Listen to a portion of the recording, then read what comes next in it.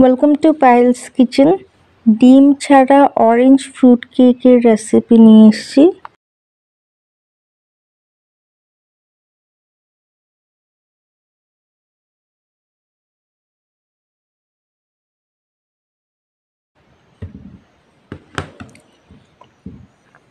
জালিগুলো দেখতে পাচ্ছেন কেকের।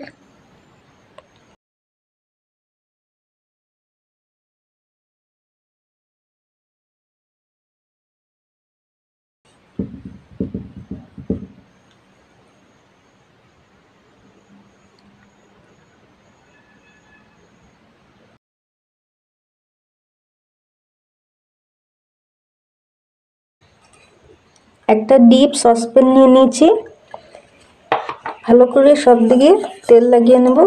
আপনারা চাইলে কেক টিন বা অ্যালুমিনিয়ামের টিফিন বক্স বা স্টিলের টিফিন বক্সও নিতে পারেন।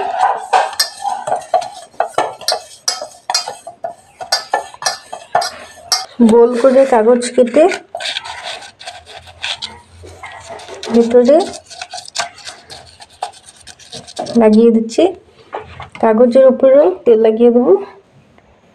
এতে কি হবে, কেক ইজিলি বেরিয়ে আসবে, আটকে থাকবে না কেক টিনে। আপনারা চাইলে বাটার পেপারও নিতে পারেন। কেক টিনটা উল্টিয়ে অ্যালুমিনিয়াম ফয়েল লাগিয়ে দেবো পুরো পেছনে, মানে পুরো বাইরের সাইডে। এতে কি হবে, কেক বেশি কালচে হয়ে যাবে না, পুড়েও যাবে না। আমি এই কাপটা দিয়ে প্রত্যেকটা ইনগ্রেডিয়েন্টস মেপে নিয়েছি। আপনারাও যে কোনো একটা কাপ বা একটা বাটি নিয়ে নেবেন আর সেটা দিয়ে প্রত্যেকটা ইনগ্রেডিয়েন্টস মেপে নেবেন, কারণ সবার কাছে মেজারিং কাপস থাকে না। এখানে 1/4 কাপ চেরি কুচি করে নিয়েছি, 1/4 কাপ কিশমিশ ধুয়ে নিয়েছি, আর 1/4 কাপ কালো কিশমিশ ধুয়ে নিয়েছি। টোটাল 3/4 কাপ ফ্রুটস আছে এখানে, ড্রাই ফ্রুটস। ময়দা নিয়েছি 1.5 কাপ, আর তার অর্ধেক ড্রাই ফ্রুটস নিয়েছি 3/4 কাপ। এখানে 2 চা চামচ ময়দা দিয়ে ড্রাই ফ্রুটসগুলো মিক্স করে নেব। এতে কি হবে, ড্রাই ফ্রুটসগুলো কেকের নিচে বসে যাবে না, ইভেনলি ডিস্ট্রিবিউট হবে পুরো কেকের মধ্যে। এক্সেস যদি ময়দা থাকে, এরকম চালনিতে ড্রাই ফ্রুটসগুলো দিয়ে একবার চেলে নেবেন। গ্যাসের উপর একটা কড়া বসিয়ে ওতে একটা স্ট্যান্ড রেখেছি। আপনারা চাইলে একটা বাটিও রাখতে পারেন। একটা থাল বা যে কোনো কিছু দিয়ে ঢেকে 10 মিনিট লো হিটে কড়াটা গরম করে নেব, প্রিহিট করে নেব। আপনারা চাইলে কড়ার বদলে কুকারও নিতে পারেন। একটা ডিপ মিক্সিং বোল নিয়ে নিয়েছি, ওতে 3/4 কাপ দুধ অ্যাড করে দিলাম। 1/3 কাপ চিনি, মানে চায়ের কাপের 3 ভাগের 1 ভাগ চিনি নিয়েছি, কারণ অনেক রকমের ড্রাই ফ্রুটস অ্যাড করব। ড্রাই ফ্রুটসগুলো মিষ্টি হয়, তাই মিষ্টিটা একটু কমিয়ে অ্যাড করলাম। আপনারা চাইলে 1/2 কাপ বা 3/4 কাপ চিনিও নিতে পারেন।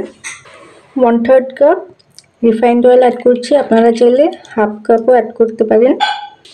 এখানে 1/2 চা চামচ মতো অরেঞ্জ জেস্ট আছে, একটা পিলার দিয়ে পিল করে তারপর কুচি করে নিয়েছি। খেয়াল রাখতে হবে কমলার বাকলের সাদা পাটটা যাতে না চলে আসে, সাদা পাটটা চলে আসলে তিতো লাগবে, আর খুব বেশি অরেঞ্জ জেস্ট অ্যাড করলেও তিতো লাগবে, তাই অল্পই অ্যাড করলাম।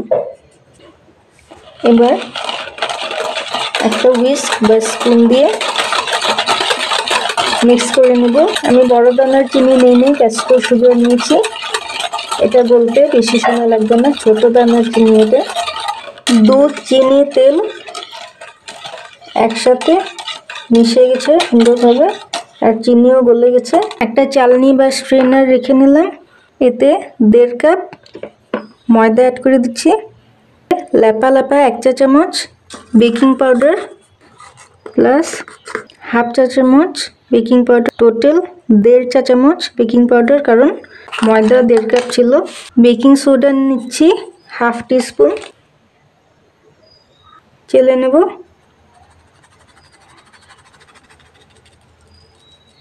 হুইস্ক বা যে কোনো স্পুন দিয়ে একদম হালকা হাতে মিক্স করতে হবে। জোরে জোরে মিক্স করলে কেক হার্ড হয়ে যাবে।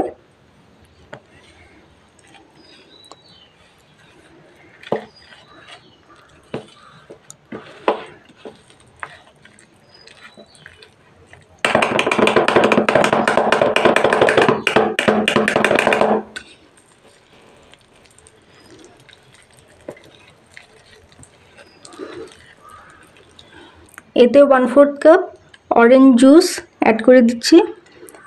একটা কমলার থেকে রস বের করে নিয়েছিলাম।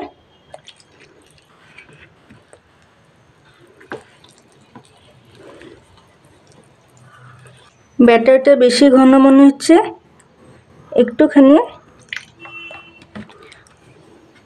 2 টেবিল স্পুন মতো দুধ অ্যাড করে মিক্স করে নিচ্ছি।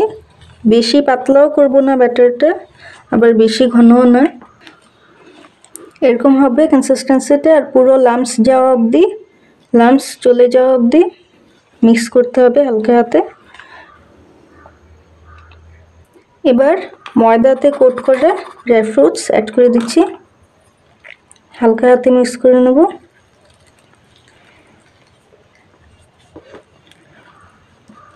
লাস্টে 2 চা চামচ ভিনেগার অ্যাড করে তাড়াতাড়ি মিক্স করে বসিয়ে দেব।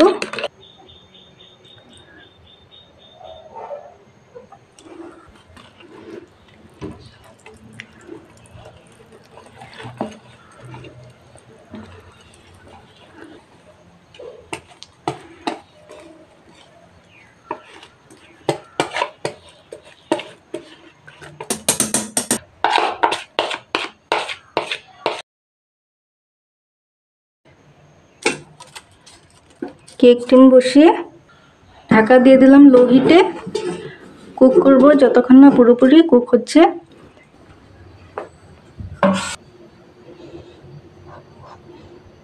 একটা কাঠি ঢুকিয়ে দেখলাম ক্লিন বেরিয়েছে কাঠিটা, তার মানে কেকটা বেক হয়ে গেছে। যদি কিছু পার্টিকেলস লেগে থাকতো কাঠিতে আরও কিছুক্ষণ বেক করতে হতো।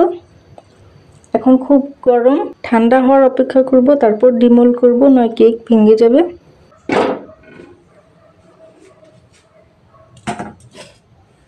একটা কাপড় দিয়ে ঢেকে রাখবো, এতে কেক হার্ড হয়ে যাবে না।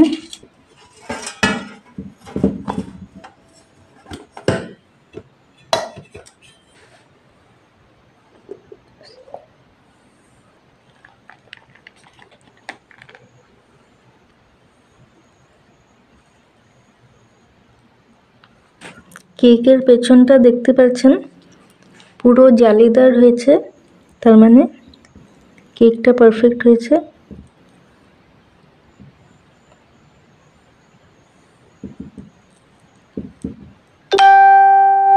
একটু কমলার খোসা আর ড্রাই ফ্রুটস দিয়ে এমনি একটু গার্নিশ করে দিয়েছি।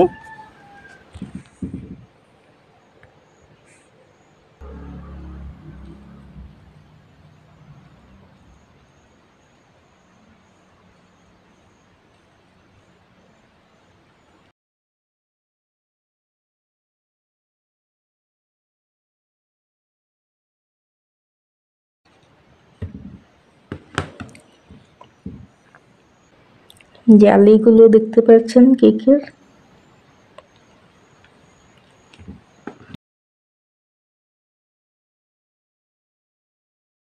আরও রেসিপির আপডেট পেতে চাইলে চ্যানেলটাকে সাবস্ক্রাইব করে পাশের বেল আইকনটা ক্লিক করে অল অপশানটায় ক্লিক করে রাখবেন।